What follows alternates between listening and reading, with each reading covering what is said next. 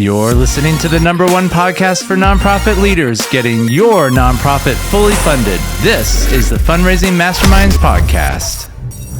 I am going to defend these events because I think they're very valuable. All you're doing is spending a lot of money making your current people feel good about your cause. I don't understand what your problem with it is, Jim. I mean, honestly.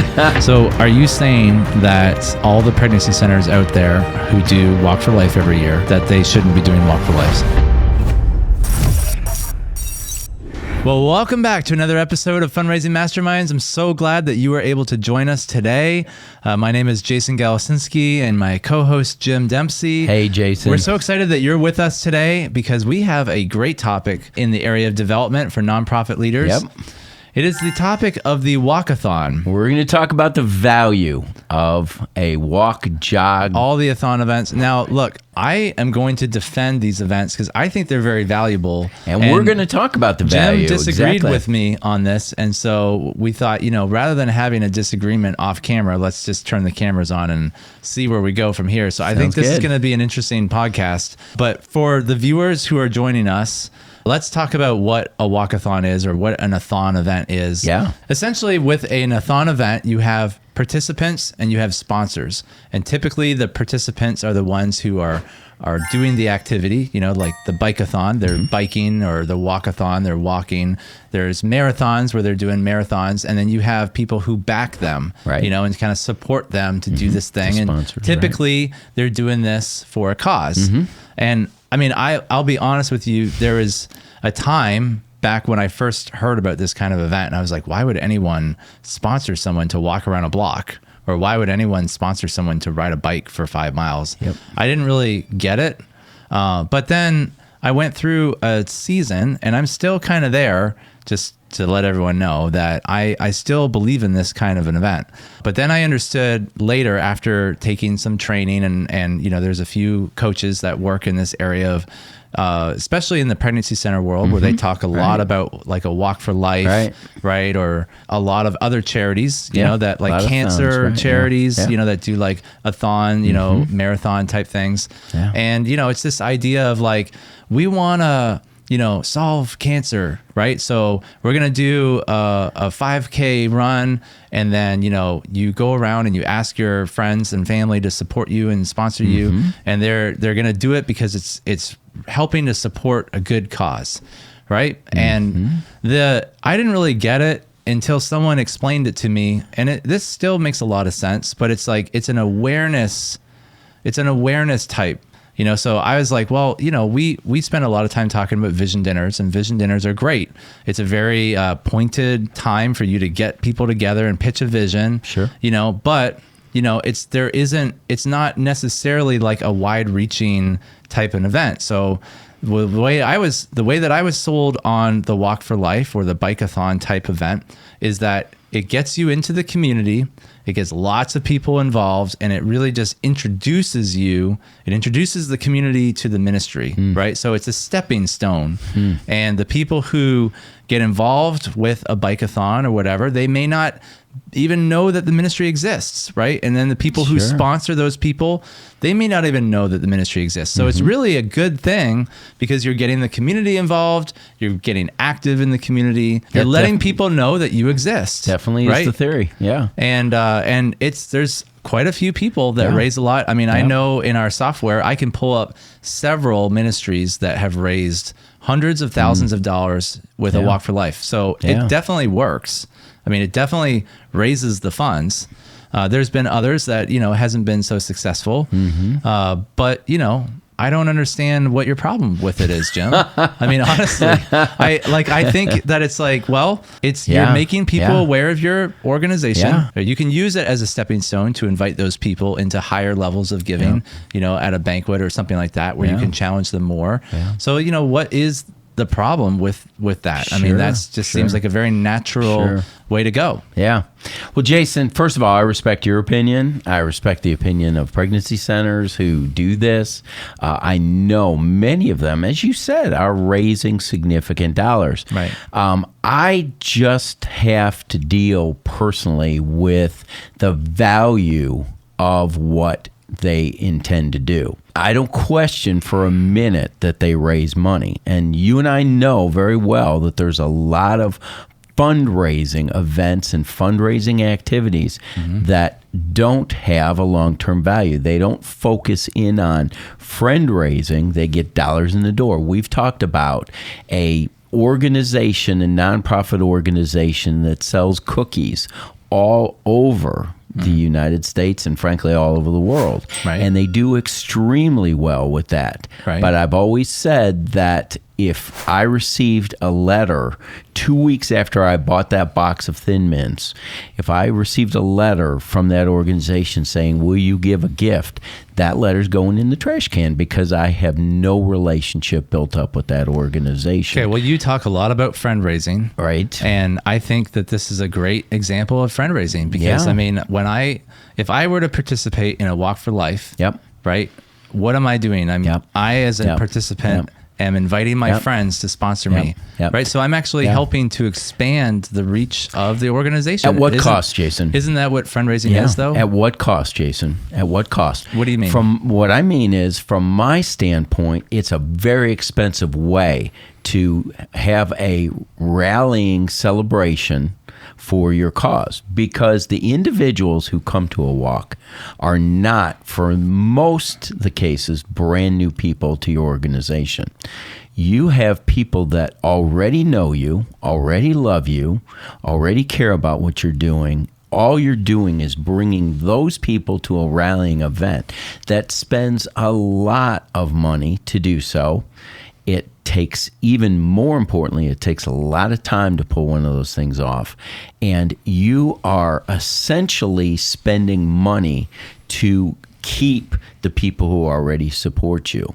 Well, it does a good job of, like you said, you're trying to cultivate those relationships and give people ownership. And there's a lot of people that get fired up about certain movements, and it gives them the opportunity to kind of be in the community.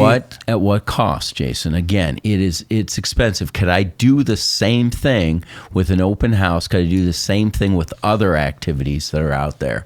And all the statistics that I have seen, all my anecdotal information that I have experienced, is that those individuals who sponsor, they are helping the individual. They could care less as long as you're not out there promoting something that is completely anti-Christian. Well, isn't that what you mean by fundraising?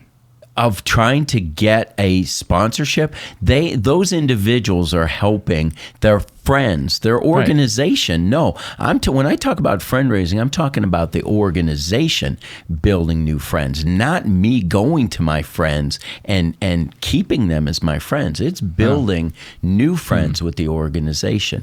And those sponsorships. Well, isn't that exactly what we're doing? If I'm bringing my friends, I could do the same thing and have a cup of coffee and with them at Starbucks, and it'll cost a lot less than all the activities. You don't know who my friends are. I still don't know who your friends are. You know why? Need me to bring them to you.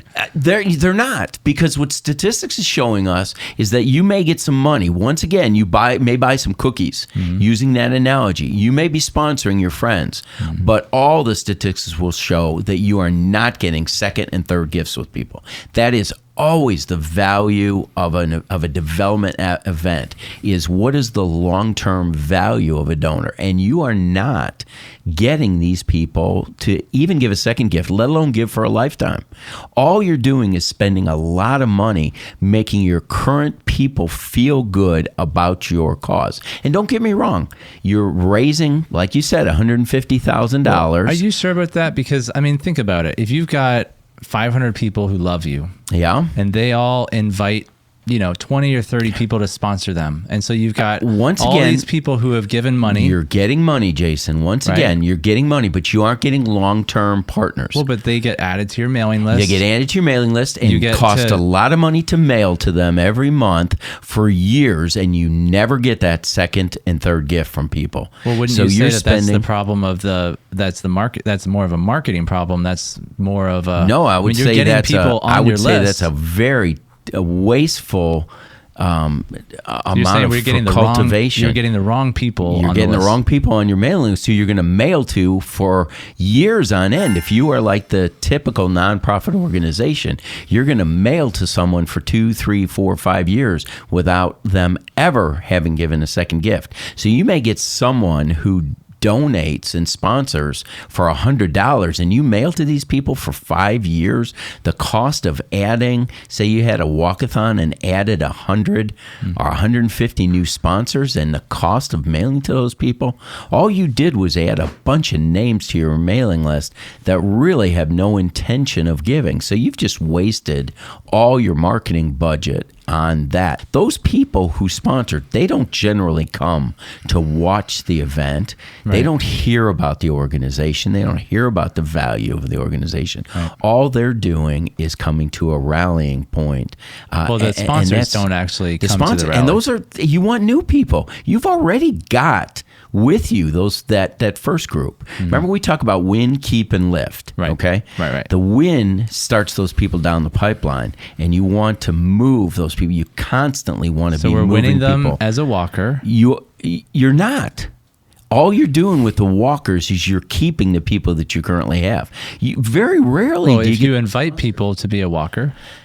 That doesn't necessarily happen that often. Plus, it's not the venue. A lot of them go through churches, right? Like you talk about the church. Yeah. They give an announcement like, hey, we're going to do a walk for life, or we're going to do a marathon. And then, everyone's like, oh, yeah, that sounds like fun. So you get new people in that are interested in the activity.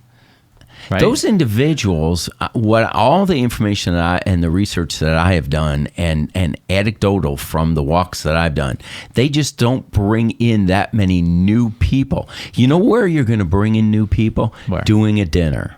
Because you are bringing people, legitimately new people, to an event. They get a whole program, an hour of program, hearing about the value of your organization, seeing from changed lives individuals who are impacted. Mm-hmm. And this is not a feel-good event. Don't get me wrong. You're sharing great stories at a dinner, but at a walk, it's a feel-good event, but boy, is that expensive. And I have to look at what is the real value of the money spent. Talk about the platform. I don't believe that you really have a good platform at that event to present your changed lives, what the problem is, why you even existed, why it was that your organization was started, what it was that motivated you to start the organization, what you do, the activities, and where you're headed in the future. All those things are left out for the most part because you're in an outdoor setting. It's not the greatest environment to bring these things. Well, let's think about a pep rally? For sure. Yeah. Now tell me, when you were in high school, Jason, I don't know if you went to a pep rally, but I on a Friday afternoon in the fall, I went to a number of pep rallies and I got really excited. But you know where the action happened? Where? On the field. It happened on the field. It didn't happen in the pep rally. A walkathon is your pep rally. Not a lot of action. There's a lot of cheering and a lot of pep going on, but not a lot of activity. I believe the game is played at a dinner or an event where it's platformed, your organization is platformed. That's where the game is played. Aren't pep rallies good though? I mean, don't get me wrong, no, Jason. I'm just saying, like, no, you're right. Why do people go to Washington D.C. to participate in like things they don't agree with? Right, like they get in and they get signs, and the media, they get media coverage. There's all this rah rah rah. Well, I mean that's to show support for sure. I mean, but why did they go to Washington D.C.? They go to Washington, D.C. because that's where the decision makers, the policy makers are at, the individuals who can make an impact on legislation. That's why they go there. And they want to show their support. They want to show that 100,000 people can back a particular cause. Right. No problem with that. That the purpose is for rallying for people. Let's be honest. A walkathon, if people said to me, it's designed to rally people together. Rally people together. What an expensive expensive way to rally people, Jason. I don't believe, don't get me wrong, fundraising has its place. And yes, I will admit 100% that a walkathon is a great fundraising platform, but I don't believe that it has long-term results like a dinner or an event will. I don't believe it brings up people who are going to be with you for the long haul. And I want to, honestly, I've only got so much time. So are you saying that all the pregnancy centers out there who do Walk for Life every year, yep, that they shouldn't be doing Walk for Life? No, not saying it at all, Jason. I'm not saying it. I'm not saying they're bad. But what I'm saying is it the best use of their time? Is it the best use of their resources? Is it the best use of what they want to accomplish? If getting money in the door is what they want to accomplish, terrific. Then do a walkathon. You said that they're very expensive, and it's debatable whether it's even getting money in the door. Right, yeah. So, maybe you misunderstood me. I didn't say it's debatable whether they get money in the door. I'm saying, no, I see the numbers. I know that they will bring money in the door. But again, is money the bottom line? If money's your bottom line, then terrific. Do a walkathon. Do one every week. But I don't believe that should be the bottom line. I've only got so much time in a year.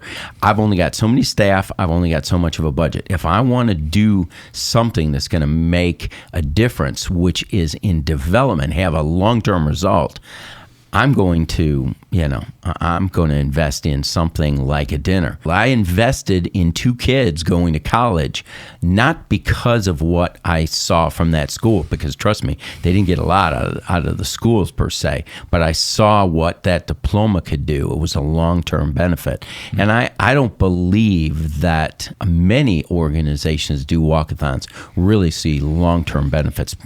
Short-term gain, do they bring some good money in the door? Absolutely, sure. No qualms from my standpoint. But is that really what your goal is, to just bring money in the door? Well, it's like $10,000-$15,000 to do a vision dinner. Well, it's not that much more, but I believe you can make a whole lot more off a vision dinner. I'll bet the same organization brings in $150 for a walk, can bring in $400,000, $500,000, $600,000 for a dinner. Yeah. Well, so so backing up. Yep. Right. I hear your point that you're not necessarily saying the Walk for Life is a bad thing. I'm not at all. No. In terms of fundraising effort. Right. Right. If you want to raise funds. Yeah, I've seen the numbers. You can raise funds. Sure. Actually, I've seen some of the numbers in Fundeasy, and some of our top, Walk for Lives raise $200,000. Sure. Absolutely. Have huge crowds. Yeah. Yeah. I would say the average is not 200,000. The average is probably more in the 50, somewhere around there. Or maybe even 35 potentially. Yeah. But yeah.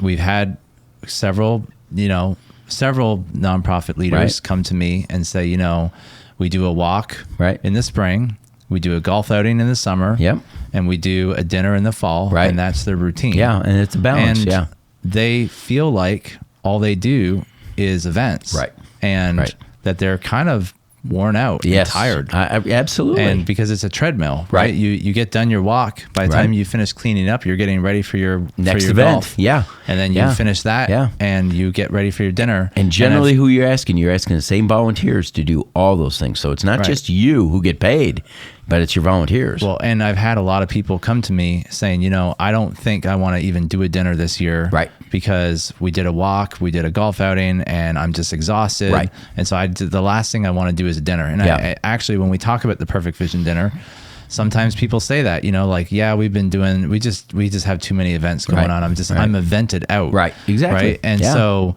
what we're trying to say is, it's not wrong to do tons of events, that's right. And to raise funds, whatever way you want to raise funds is fine. Yep. But what we're saying is, if you are going to do some events, wouldn't you want to choose the event that's going to have the most impact? Right. For the long run. Yep. Right. And maybe you could have such a good dinner that you wouldn't have to do a walk.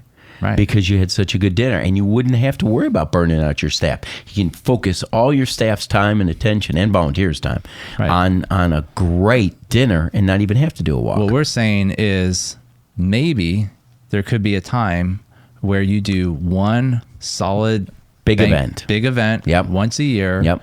And you raise all the support you need. And get fully funded. And you don't have to spend the rest of the year, right? Doing events. Yeah. You can focus in on changing lives. Because, I mean, are we in ministry to do events or are we in ministry to do ministry? That's right. Yeah. And I get that, it's easy to say, well, we'll hire someone to do events all the time. But the honest truth of the matter is an event takes all the people down a rabbit hole, right? It does. Like, it's an even all if you hands say, on well, deck.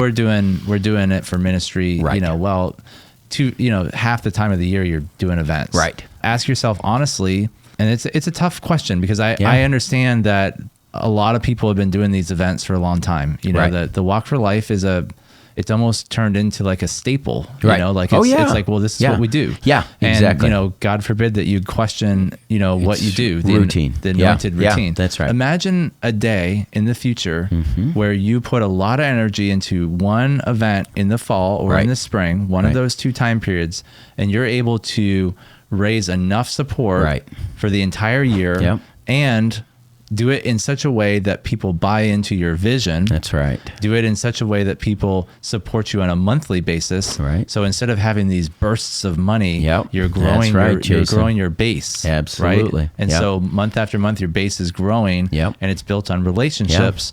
So then, it actually ends up being less work for more results. Yeah, right. In the long being run. Valuable or cost-effective work, whatever. Right. Yeah. And I think I think sometimes ministries get stuck into this mindset of like, well, we just do this. We always do it. Do it, and it's just people expect it. Right. And so why wouldn't we do it? Right. But imagine if you went to your donors imagine if you went to your, mailing list and you said, this year we decided to save the money on a Walk for Life, to save the money on a golf outing. We're going to put a lot of effort into putting on a really nice vision dinner. Right. And we're going to invite you to a special event where you're going to be able to contribute.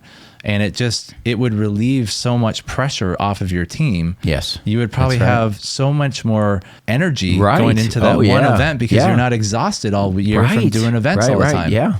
Well, I'll tell you, Jason, one of the things, and I'm, at the risk of bringing up another controversial subject, which we'll address at another time. Right. But when I go in to help coach someone on a dinner and they're doing an auction, I will say that is a distraction. Don't go down that path. Raise your money through the dinner and you won't even need an auction. I can't tell you what the sigh of relief, the volunteers, they'll come to me in the side and say, I am so tired of auctions.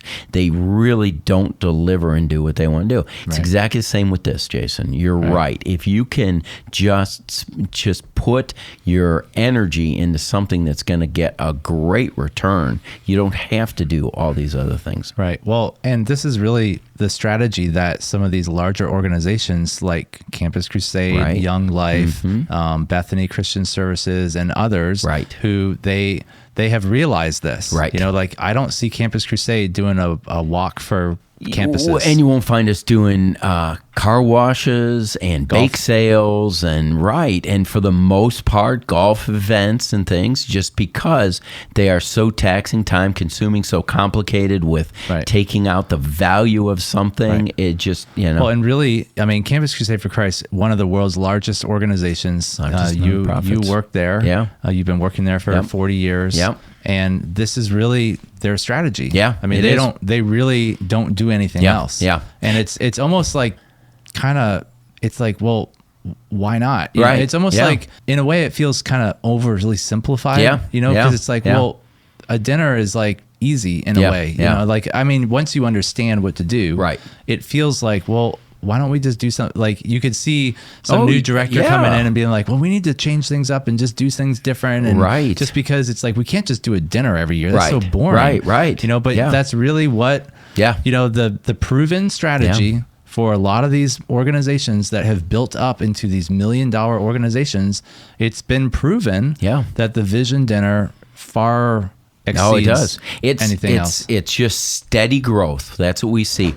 And it's not just money, Jason. We see growing new partners. And like you said, which is right, growing monthly partners. And I mean, we're seeing incredible growth in that way. And you don't get a lot of that from a walkathon. You do get that burst of income, like you said, but you don't get those monthly commitments like you do for a dinner. Yeah, we're not trying to throw anyone under the bus and say, you're doing it wrong and we're right. Never do it. Yeah, no, we're not saying you should never do it. I mean, we're not even saying don't stop. It was something that I never really thought about when we had this conversation, because I thought you were on board with the Walk for Life. I actually thought we would add it to our training someday. And little did I know that, I thought that it was fundraising, because it's my friends helping to raise funds. So you can see that I had a kind of a misunderstanding of even what fundraising was.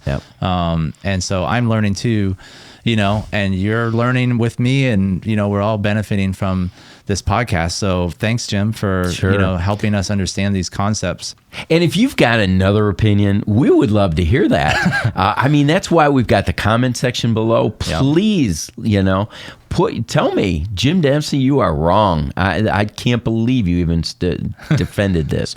Well, if you think that he's wrong, say it in a nice way, but for sure, say it for sure. Think about it in terms of really try to understand what our point is, right? Because we're not saying that a-thon events don't raise money. That's right. What we're saying is they're not effective in developing long-term partners. Yeah. And is it the most effective use of your time and your money? That's really it. And I want you to look at that and say, is it the best, most effective way? Is it worth burning out your staff and having a tired volunteer base? Or would it be better to focus on one event that really brings the most gas to the fire? But let's let's have a discussion in the comment section. Don't be afraid to put that in there. If you have it, let's start it. I love this community to address this topic and this issue. That's why we've got this podcast, to be able to address the tough issues. And are we going to bring to you on some episodes things that you're going to totally disagree with? Absolutely. You're probably going to agree with about 80+% of what we talk about. But if there's 20% out there, we're going to just bring to you what we believe to be the right way to do things. Hit the subscribe button on YouTube, because we got a lot more episodes coming out. And if you want to listen on the car or on the go, you can subscribe on our Apple Podcasts. You can look up Fundraising Masterminds Podcast. You can also find us on Spotify. And if you're interested in learning more about our Perfect Vision Dinner strategy, you can check it out at fundraisingmasterminds.net. We actually have a course that we walk people through step by step, arm in arm. We actually do coaching where we walk you through how to do the vision dinner correctly. And it's perfect because it's perfect for you, Jason. That's what it is. It's perfect for each and every one of you. Yeah. And so again, we're taking all the knowledge that we've learned over 60 plus years of combined knowledge and bringing it to you. And helping you be successful. So definitely check that out. It's at fundraisingmasterminds.net. And again, thank you so much for watching. And if you found this to be valuable, hit that like button. Tell us what you thought. Write us a comment. Be sure to comment. Ask us a question. We'd love to hear from you. Well, thanks, Jim, for this wonderful episode and conversation. We look forward to our next episode next week. Can't wait to see what it is. So I hope that you're with us next week, and we'll see you next time. See you next time.